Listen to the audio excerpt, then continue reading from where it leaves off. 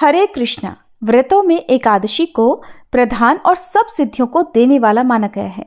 मार्गशीर्ष मास के कृष्ण पक्ष की एकादशी तिथि को उत्पन्ना एकादशी के नाम से जाना जाता है। इस दिन व्रत रखने से सभी मनोवांछित फलों की प्राप्ति होती है, घर में सुख समृद्धि आती है और मन भी निर्मल होता है।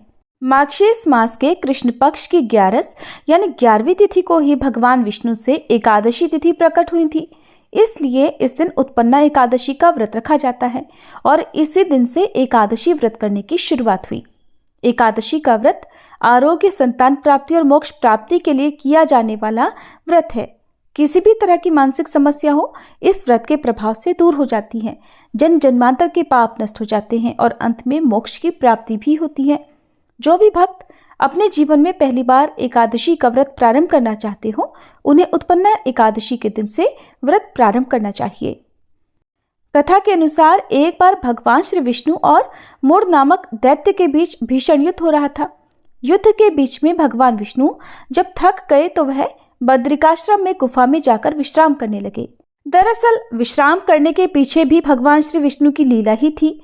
इसी बीच राक्षस मोर भगवान विष्णु का पीछा करते हुए उसी गुफा में आ पहुंचा और विश्राम कर रहे श्री विष्णु जी को उसने मारना चाहा। तभी श्री विष्णु जी के शरीर से एक दिव्य तेज प्रकट हुआ, जो एक देवी के रूप में परिवर्तित हो गया और उन्होंने राक्षस का वध कर दिया। जिस दिन ये घटना घटित हुई वह मार्गशीर्ष मास के कृष्ण पक्ष की 11वीं तिथि थी। देवी से भगवान विष्णु बहुत प्रसन्न हुए और उन्होंने उनका नाम एकादशी रख दिया। श्री हरि के शरीर से उत्पन्न होने के कारण उत्पन्ना एकादशी ये इस तिथि का नाम पड़ गया। चलिए अब आपको बताते हैं साल 2024 में इस बार पवित्र उत्पन्ना एकादशी का व्रत कब रखा जाएगा और पारण कब किया जाएगा, क्योंकि इस बार भी एकादशी तिथि 2 दिन रहने के कारण आपके मन में ये प्रश्न जरूर होगा कि किस दिन आपको उपवास रखना चाहिए।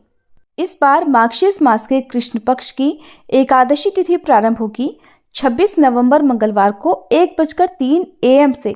देखा जाए तो ये सोमवार की मध्य रात्रि का समय होगा और एकादशी तिथि की समाप्ति होगी 27 नवंबर बुधवार को सुबह 3:47 पर।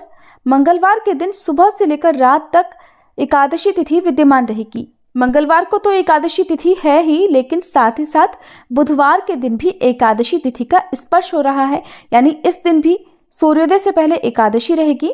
तो इस बार एकादशी का व्रत 2 दिन रखा जाएगा, यानी 26 नवंबर मंगलवार और 27 नवंबर बुधवार को। शास्त्रों में ऐसा कहा गया है कि जब भी एकादशी तिथि 2 दिन होती है तो दूसरे दिन वाली एकादशी का व्रत रखना ज्यादा पुण्यदायी होता है।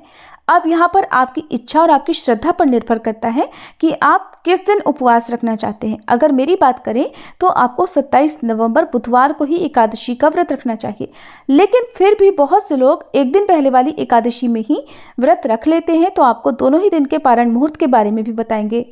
26 नवंबर मंगलवार को ब्रह्म मुहूर्त सुबह 5:16 से 6:04 तक रहेगा। अभिजीत मुहूर्त सुबह 11:52 से दोपहर 12:35 तक रहेगा। प्रीति योग, जो कि बहुत ही शुभ योग है, प्रीति योग और आयुष्मान योग में कोई पूजा की जाए, कोई उपाय किया जाए तो वो अवश्य फलित होता है। प्रीति योग दोपहर 2:13 तक रहेगा और उसके बाद में आयुष्मान योग सारा दिन रहने वाला है।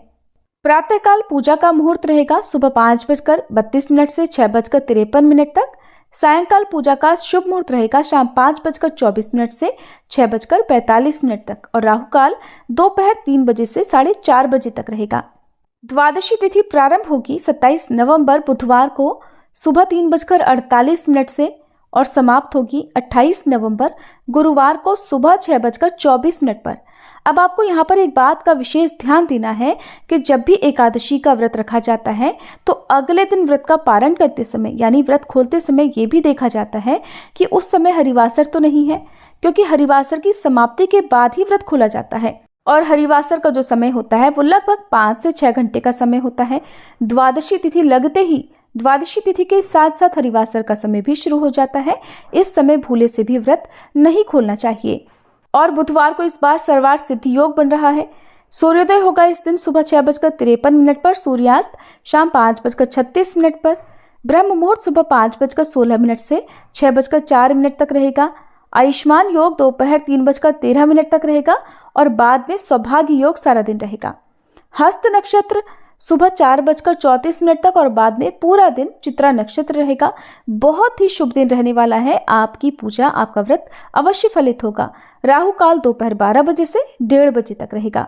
हरिवासर 27 नवंबर बुधवार को सुबह 11 बजे तक रहेगा और जब तक हरिवासर रहता है तब तक व्रत नहीं खोला जाता। तो जो लोग 27 नवंबर बुधवार को एकादशी का व्रत खोलेंगे वो हरिवासर के समय भगवान की पूजा कर सकते हैं, भोग लगा सकते हैं और दान दे सकते हैं, लेकिन शुभ मुहूर्त में ही आपको व्रत खोलना होगा।